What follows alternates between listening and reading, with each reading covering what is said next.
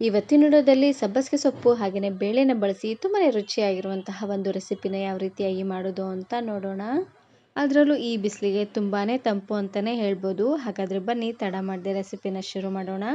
Video ನೋಡೋದಕ್ಕೂ ಮೊದಲು ನೀವೇನು ನನ್ನ ಚಾನಲನ್ನು ಸಬ್ಸ್ಕ್ರೈಬ್ ಮಾಡದೆ ನೋಡ್ತಾ ಇದ್ದರೆ ಪ್ಲೀಸ್ ಸಬ್ಸ್ಕ್ರೈಬ್ ಮಾಡ್ಕೊಳ್ಳಿ. ಹಾಗೆಯೇ ಪಕ್ಕದಲ್ಲಿ ಬರುವಂತಹ ಬೆಲ್ ಐಕನನ್ನು ಕ್ಲಿಕ್ ಮಾಡಿ. ಇದನ್ನು ಮಾಡಲಿಕ್ಕೆ ಮೊದಲು ನಾನಿಲ್ಲಿ 1 ಕಟ್ಟಾಗುವಷ್ಟು ಸಬ್ಬಸಿಗೆ ಸೊಪ್ಪನ್ನು ಚೆನ್ನಾಗಿ ತೊಳೆದು ತಗೊಂಡಿದ್ದೀನಿ. ಹಾಗೆಯೇ ಇದರ ಜೊತೆಗೆ ನಾನಿಲ್ಲಿ 1 ಕಪ್ ಆಗುವಷ್ಟು ರಾಗಿ ಹಿಟ್ಟನ್ನು ತಗೊಂಡಿದ್ದೀನಿ. ರಾಗಿ ಹಿಟ್ಟನ್ನು ಚೆನ್ನಾಗಿ ಜರಡಿ ಹಿಡಿದು ತಗೊಳ್ಳಿ. ರಾಗಿ ಹಿಟ್ಟಿನ ಬದಲಾಗಿ ಜೋಳದ ಹಿಟ್ಟನ್ನು ಸಹ ನೀವಿಲ್ಲಿ ಹಾಕ್ಕೊಳ್ಬೋದು. ಇವಾಗ ನಾನಿಲ್ಲಿ ಸಬ್ಬಸಿಗೆ ಸೊಪ್ಪನ್ನು ಸಣ್ಣ ಸಣ್ಣದಾಗಿ ಕಟ್ ಮಾಡ್ಕೊಳ್ತಾ ಇದ್ದೀನಿ. ಎಷ್ಟು ಸಾಧ್ಯ ಆಗುತ್ತೋ ಅಷ್ಟು ಸಣ್ಣ ಸಣ್ಣದಾಗಿ ಕಟ್ ಮಾಡ್ಕೊಂಡು ತಗೊಳ್ಬೇಕು. ನಾನು ಸಬ್ಬಸಿಗೆ ಸೊಪ್ಪನ್ನು ಬಳಸಿ ಇದೇ ರೀತಿ ಬಹಳಷ್ಟು ವೆರೈಟಿ ಆಗಿರುವಂತಹ ರೆಸಿಪೀಸ್ನ ಅಪ್ಲೋಡ್ ಮಾಡಿದ್ದೀನಿ. ವಿಡಿಯೋ ನೋಡಿಲ್ಲ ಅಂದರೆ ಈ ವಿಡಿಯೋ ಕೊನೆಯಲ್ಲಿ ಹಾಕಿರ್ತೀನಿ ನೋಡಿ, ಚೆಕ್ ಮಾಡಿ. ನೋಡಿ ಈ ರೀತಿಯಾಗಿ ಪೂರ್ತಿ ಸಣ್ಣ ಸಣ್ಣದಾಗಿ ಸಬ್ಬಸಿಗೆ ಸೊಪ್ಪನ್ನು ಕಟ್ ಮಾಡ್ಕೊಂಡು ತಗೊಳ್ಳಿ.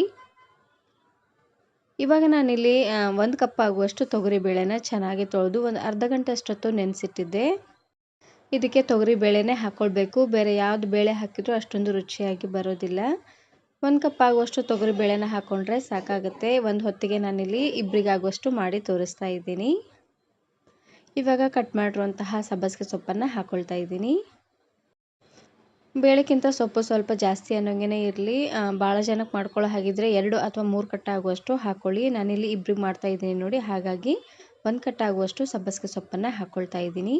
ಇದಕ್ಕೇ ನಾನಿಲ್ಲಿ 4 ರಿಂದ 5 ಗ್ಲಾಸ್ ಆಗುವಷ್ಟು ನೀರನ್ನು ಹಾಕ್ಕೊಳ್ತಾ ಇದ್ದೀನಿ. ನೀರನ್ನು ಸ್ವಲ್ಪ ಜಾಸ್ತಿ ಅನ್ನೋಂಗೆ ಹಾಕ್ಕೊಳ್ಳಿ.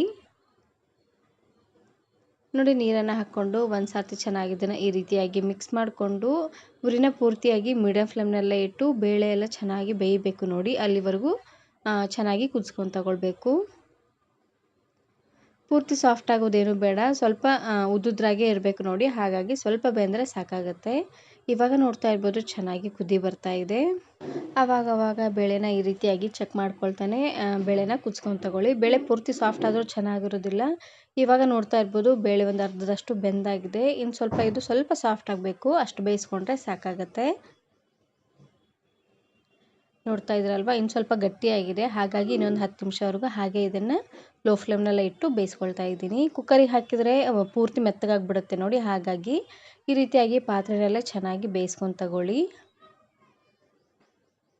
ಬೇಳೆ ಎಲ್ಲ ಚೆನ್ನಾಗಿ ಬೇಯಲಿ ಅಷ್ಟರಲ್ಲಿ ನಾನು ಇವಾಗ ಇನ್ನೊಂದು ಕಡಾಯಿಗೆ ಎಲ್ಲ ಪದಾರ್ಥಗಳನ್ನು ಹುರ್ಕೊಳ್ತಾ ಇದ್ದೀನಿ. ನಾನಿಲ್ಲಿ ಚೆನ್ನಾಗಿ ಹಣ್ಣಾಗಿರುವಂತಹ 2 ಟೊಮೆಟೊ ಹಾಗೆಯೇ ಖಾರವಾಗಿರುವಂತಹ 2 ಹಸಿರುಮೆಣಸಿಕಾಯಿ, ಇದ್ರ ಜೊತೆಗೆ 3 ಗಡ್ಡೆ ಆಗುವಷ್ಟು ಬೆಳ್ಳುಳ್ಳಿನ ಹುರ್ಕೊಳ್ತಾ ಇದ್ದೀನಿ.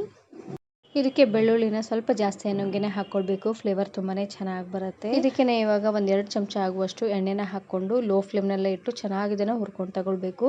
ಸ್ವಲ್ಪನೂ ಹಸಿ ಬಿಸಿ ಇಲ್ದಂಗೆ ಹುರ್ಕೊಂಡು ತಗೊಳ್ಳಿ. ಇದಕ್ಕೆ ಟೊಮೆಟೊ ಹಣ್ಣನ್ನೇ ಹಾಕ್ಕೊಳ್ಬೇಕು, ಹುಣಸೆಹಣ್ಣು ಹಾಕಿದ್ರೆ ಚೆನ್ನಾಗಿರೋದಿಲ್ಲ. ಹಾಗಾಗಿ ಇವಿಷ್ಟನ್ನು ಚೆನ್ನಾಗಿ ಹುರ್ಕೊಂಡು ತಗೊಳ್ಬೇಕು. ಒಂದು ಸೈಡು ಬೇಳೆನ ಕುದಿಲಿಕ್ಕಿಟ್ಟು ಇನ್ನೊಂದು ಸೈಡು ಇವೆಲ್ಲವನ್ನು ಹುರ್ಕೊಂಡ್ರೆ ಆಯಿತು. ಹುರಿದಿರುವಂತಹ ಟೊಮೆಟೊ ಹಾಗೆಯೇ ಬೆಳ್ಳುಳ್ಳಿ ಎಲ್ಲವನ್ನು ಪೂರ್ತಿ ತಣ್ಣಗಾಗೋವರೆಗೂ ಹಾಗೆ ಇದನ್ನು ಬಿಟ್ಟು ಅದಾದಮೇಲೆ ಇದನ್ನು ಗ್ರೈಂಡ್ ಮಾಡ್ಕೊಂಡು ತಗೊಳ್ಬೇಕು.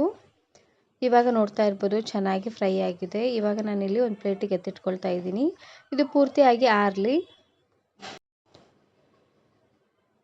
ಇವಾಗ ನಾನಿಲ್ಲಿ ಅದೇ ಕಡಾಯಿಗೆ ಇನ್ನು ಸ್ವಲ್ಪ ಎಣ್ಣೆನ ಹಾಕ್ಕೊಳ್ತಾ ಇದ್ದೀನಿ. ಒಂದು 3 ರಿಂದ 4 ಚಮಚ ಆಗುವಷ್ಟು ಎಣ್ಣೆ, ಹಾಗೆಯೇ ಅರ್ಧ ಚಮಚ ಆಗುವಷ್ಟು ಜೀರಿಗೆ ಮತ್ತು ಸಾಸಿವೆ ಎರಡನ್ನೂ ಒಟ್ಟಿಗೆ ಹಾಕ್ಕೊಳ್ತಾ ಇದ್ದೀನಿ. ಇದ್ರ ಜೊತೆಗೆ 1 ಗರಿ ಆಗುವಷ್ಟು ಕರಿಬೇವು ಸೊಪ್ಪನ್ನು ಹಾಕ್ಕೊಂಡು ಜೀರಿಗೆ ಸಾಸಿವೆ ಎಲ್ಲ ಚೆನ್ನಾಗಿ ಸಿಡಿಯೋವರೆಗೂ ಲೋ ಫ್ಲೇಮ್ನಲ್ಲೇ ಇಟ್ಟು ಫ್ರೈ ಮಾಡ್ಕೊಂಡು ತಗೊಳ್ಬೇಕು. ಇದಕ್ಕೆ ನಾನಿಲ್ಲಿ ಮೀಡಿಯಮ್ ಸೈಜಿನ 2 ಈರುಳ್ಳಿ ಹಾಗೆಯೇ ಖಾರವಾಗಿರುವಂತಹ 3 ಹಸಿರುಮೆಣಸಿಕಾಯಿನ ಹಾಕ್ಕೊಂಡು ಫ್ರೈ ಮಾಡ್ಕೊಳ್ತಾ ಇದ್ದೀನಿ. ಈರುಳ್ಳಿ ಎಲ್ಲ ಸ್ವಲ್ಪ ಸಾಫ್ಟ್ ಆಗೋವರೆಗೂ ಫ್ರೈ ಮಾಡ್ಕೊಂಡು ತಗೊಳ್ಳಿ. ಇದಕ್ಕೆ ಹಸಿರುಮೆಣಸಿಕಾಯಿನಾದರೂ ಹಾಕ್ಕೊಳ್ಬೋದು, ಇಲ್ಲಾಂದರೆ ಹಸಿರುಮೆಣಸಿಕಾಯಿ ಚಟ್ನಿ ಅಥವಾ ಅಚ್ಕಾರದ ಪುಡಿ ಯಾವುದಾದ್ರೂ ಹಾಕ್ಕೊಳ್ಬೋದು. ನೋಡಿ ಈರುಳ್ಳಿ ಎಲ್ಲ ಸ್ವಲ್ಪ ಕಲರ್ ಚೇಂಜ್ ಆಗಿ ಪೂರ್ತಿ ಸಾಫ್ಟ್ ಆಗಬೇಕು ನೋಡಿ, ಅಲ್ಲಿವರೆಗೂ ಲೋ ಫ್ಲೇಮ್ನಲ್ಲೇ ಇಟ್ಟು ಬೇಯಿಸ್ಕೊಂಡು ತಗೊಳ್ಳಿ. ಇವಾಗ ಈರುಳ್ಳಿ ಎಲ್ಲ ಸಾಫ್ಟ್ ಆದಮೇಲೆ ರುಚಿಗೆ ತಕ್ಕಷ್ಟು ಉಪ್ಪು ಹಾಗೆಯೇ 1/4 ಚಮಚ ಆಗುವಷ್ಟು ಅರಿಶಿನ ಪುಡಿನ ಹಾಕ್ಕೊಳ್ತಾ ಇದ್ದೀನಿ. ಉಪ್ಪು ಹಾಗೆಯೇ ಅರಿಶಿನ ಪುಡಿನ ಹಾಕ್ಕೊಂಡು ಒಂದು ಸರ್ತಿ ಚೆನ್ನಾಗಿ ಇದನ್ನು ಮಿಕ್ಸ್ ಮಾಡ್ಕೊಂಡು ತಗೊಳ್ಳಿ.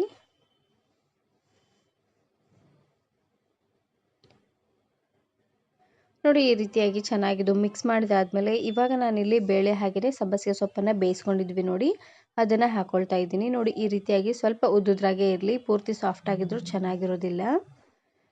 ಬೇಳೆ ಹಾಗೆಯೇ ಸಬ್ಬಸಿಗೆ ಸೊಪ್ಪನ್ನು ಹಾಕ್ಕೊಂಡು ಚೆನ್ನಾಗಿ ಇದನ್ನು ಈ ರೀತಿಯಾಗಿ ಮಿಕ್ಸ್ ಮಾಡ್ಕೊಂಡು ತಗೊಳ್ಳಿ. ಸೊಪ್ಪೆಲ್ಲ ಒಂದೇ ಕಡೆ ಕುತ್ಕೊಂಡ್ಬಿಟ್ಟಿರುತ್ತೆ ನೋಡಿ, ಹಾಗಾಗಿ ಈ ರೀತಿಯಾಗಿ ಚೆನ್ನಾಗಿ ಇದನ್ನು ಮಿಕ್ಸ್ ಮಾಡ್ಕೊಂಡು ತಗೊಳ್ಬೇಕು. ಒಂದು ಸಾರ್ತಿ ಈ ರೆಸಿಪಿನ ಮಾಡ್ಕೊಳ್ಳಿ, ಸಖತ್ ಟೇಸ್ಟಿಯಾಗಿರುತ್ತೆ ಅಂತಲೇ ಹೇಳ್ಬೋದು. ಅದರಲ್ಲೂ ಈ ಉರಿ ಬಿಸಿಲಲ್ಲಿ ಈ ರೆಸಿಪಿ ತುಂಬಾ ತಂಪು ಅಂತಲೇ ಹೇಳ್ಬೋದು. ನೋಡಿ ಈ ರೀತಿಯಾಗಿ ಚೆನ್ನಾಗಿ ಇದನ್ನು ಮಿಕ್ಸ್ ಮಾಡಿದ್ರೆ ಪಲ್ಯ ಅಂತೂ ರೆಡಿಯಾಗಿ ಹೋಗ್ಬಿಡುತ್ತೆ. ಇವೆರಡನ್ನೂ ಹಾಕ್ಕೊಂಡು 1 ನಿಮಿಷವರೆಗೂ ಚೆನ್ನಾಗಿ ಇದನ್ನು ಬೇಯಿಸ್ಕೊಂಡ್ರೆ ಸಾಕಾಗುತ್ತೆ. ಇದಕ್ಕೆ ಟೊಮೆಟೊ ಹಾಕೋದೇನೂ ಬೇಡ, ಈರುಳ್ಳಿನ ಸ್ವಲ್ಪ ಜಾಸ್ತಿ ಅನ್ನೋಂಗೆ ಹಾಕ್ಕೊಂಡ್ರೆ ಸಾಕಾಗುತ್ತೆ. ಇವಾಗ ನಾನಿಲ್ಲಿ ಒಂದು ದೊಡ್ಡ ಮಿಕ್ಸಿ ಜಾರ್ಗೆ ಆವಾಗಲೇ ಹುರಿದಿರುವಂತಹ ಟೊಮೆಟೊ, ಹಸಿರು ಮೆಣಸಿನಕಾಯಿ ಹಾಗೆಯೇ ಬೆಳ್ಳುಳ್ಳಿ ಇದ್ವು ನೋಡಿ, ಅದೆಲ್ಲ ಪೂರ್ತಿಯಾಗಿ ತಣ್ಣಗಾಗಿದೆ. ಇವಾಗ ನಾನಿಲ್ಲಿ ಮಿಕ್ಸಿ ಜಾರಿಗೆ ಹಾಕ್ಕೊಂಡು ಗ್ರೈಂಡ್ ಮಾಡ್ಕೊಳ್ತಾ ಇದ್ದೀನಿ.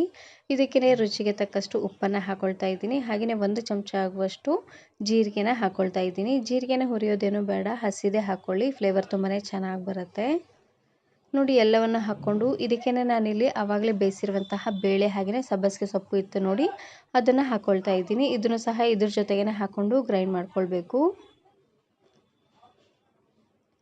ಇದಕ್ಕೆ ಎಕ್ಸ್ಟ್ರಾ ನೀರೇನು ಹಾಕೋದು ಬೇಡ. ಬೇಳೆ ಹಾಗೆ ಸಬ್ಬಸಿಗೆ ಸೊಪ್ಪು ಬೇಯಿಸಿದ್ವಿ ನೋಡಿ, ಅದೇ ನೀರನ್ನು ಹಾಕ್ಕೊಳ್ಬೇಕು. ಇದಕ್ಕೆ ಎಕ್ಸ್ಟ್ರಾ ನೀರೇನು ಹಾಕೋದು ಬೇಡ, ಬೇಳೆ ಬೇಯಿಸಿರುವಂತಹ ನೀರನ್ನೇ ಹಾಕ್ಕೊಂಡು ಗ್ರೈಂಡ್ ಮಾಡ್ಕೊಳ್ಬೇಕು. ನೀರನ್ನು ಸ್ವಲ್ಪ ಜಾಸ್ತಿ ಅನ್ನೋಂಗೆ ಹಾಕ್ಕೊಂಡು ಬೇಳೆನ ಬೇಯಿಸ್ಕೊಂಡು ತಗೊಳ್ಳಿ. ಇಷ್ಟು ನೀರು ಬಂದರೆ ಸಾಕಾಗುತ್ತೆ. ಇದನ್ನು ಇವಾಗ ಪೂರ್ತಿ ನುಣ್ಣದಾಗಿ ಗ್ರೈಂಡ್ ಮಾಡ್ಕೊಳ್ಬೇಕು. ಪೂರ್ತಿ ನುಣ್ಣದಾಗಿಲ್ಲ ಅಂದರೂ ಸ್ವಲ್ಪ ತರ್ತರೆ ಅನ್ನೋಂಗೆ ಇದನ್ನು ಗ್ರೈಂಡ್ ಮಾಡ್ಕೊಂಡು ತಗೊಳ್ಳಿ. ನೋಡಿ ಈ ರೀತಿಯಾಗಿ ಇವಾಗ ಗ್ರೈಂಡ್ ಮಾಡಿರುವಂತಹ ಟೊಮೆಟೊ, ಬೆಳ್ಳುಳ್ಳಿ ಹಾಗೆಯೇ ಹಸಿರು ಮೆಣಸಿನಕಾಯಿ ಪೇಸ್ಟನ್ನು ಬೇಳೆ ಬೇಯಿಸಿರುವಂತಹ ನೀರಿಗೆ ಹಾಕ್ಕೊಳ್ತಾ ಇದ್ದೀನಿ. ಈ ನೀರನ್ನು ಮತ್ತೆ ಬಿಸಿ ಮಾಡೋದು ಹಾಗೆಯೇ ಒಗ್ಗರಣೆ ಹಾಕೋದು ಏನೂ ಬೇಡ, ಇಷ್ಟು ಮಾಡಿದ್ರೆ ಸಾಕಾಗುತ್ತೆ. ಉದ್ಕ ರೆಡಿ ಆಗೋಗ್ಬಿಡತ್ತೆ. ನೋಡಿ ರುಬ್ಬಿರುವಂತಹ ಪದಾರ್ಥನ ಹಾಕ್ಕೊಂಡು ಒಂದು ಸಾರ್ತಿ ಈ ರೀತಿಯಾಗಿ ಚೆನ್ನಾಗಿ ಇದನ್ನು ಮಿಕ್ಸ್ ಮಾಡಿಕೊಂಡು ರುಚಿ ನೋಡಿ ಉಪ್ಪು ಏನಾದರೂ ಕಡಿಮೆ ಅಂತ ಅನಿಸಿದ್ರೆ ಮತ್ತೆ ಇನ್ನು ಸ್ವಲ್ಪ ಉಪ್ಪನ್ನು ಹಾಕ್ಕೊಂಡು ತಗೊಳ್ಳಿ. ಇದಕ್ಕೆ ಎಕ್ಸ್ಟ್ರಾ ನೀರನ್ನು ಹಾಕೋದಾಗಲಿ ಹುಣಸೆ ಹಣ್ಣಿನ ರಸನ ಹಾಕೋದಾಗಲಿ ಮಾಡೋ ಹಾಗಿಲ್ಲ. ಆ ರೀತಿಯಾಗಿ ಹಾಕಿದ್ರೆ ಕೆಟ್ಟೋಗ್ಬಿಡುತ್ತೆ ನೋಡಿ, ಹಾಗಾಗಿ ನಾನು ಹಾಕಿರುವಂತಹ ಉಪ್ಪು ಕರೆಕ್ಟಾಗಿತ್ತು. ಇವಾಗ ನಾನಿಲ್ಲಿ ಬಿಸಿ ಬಿಸಿಯಾಗಿ ರಾಗಿ ಮುದ್ದೆನ ಮಾಡ್ಕೊಂಡಿದ್ದೆ.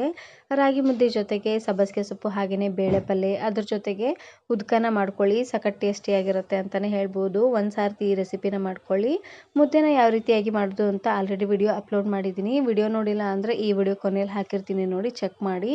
ಇದ್ರ ಜೊತೆಗೆ ರಾಗಿ ಮುದ್ದೆನಾದರೂ ಮಾಡ್ಕೊಬೋದು, ಜೋಳದ ಮುದ್ದೆನಾದರೂ ಮಾಡ್ಕೊಬೋದು, ಸಖತ್ ಟೇಸ್ಟಿಯಾಗಿರುತ್ತೆ. ರಾಗಿ ಮುದ್ದೆ ಈ ಬಿಸಿಲಲ್ಲಿ ತುಂಬಾ ತಂಪು ಅಂತಲೇ ಹೇಳ್ಬೋದು, ಹಾಗಾಗಿ ಈ ರೀತಿಯಾಗಿ ರಾಗಿ ಮುದ್ದೆನ ಮಾಡ್ಕೊಂಡಿದ್ದೀನಿ. ಈ ವಿಡಿಯೋ ಇಷ್ಟ ಆದರೆ ಈಗಲೇ ಒಂದು ಲೈಕ್ ಬಟನನ್ನು ಕ್ಲಿಕ್ ಮಾಡಿ ಫ್ರೆಂಡ್ಸ್ ಆ್ಯಂಡ್ ಫ್ಯಾಮಿಲಿ ಜೊತೆಗೆ ಶೇರ್ ಮಾಡಿ. Thank you.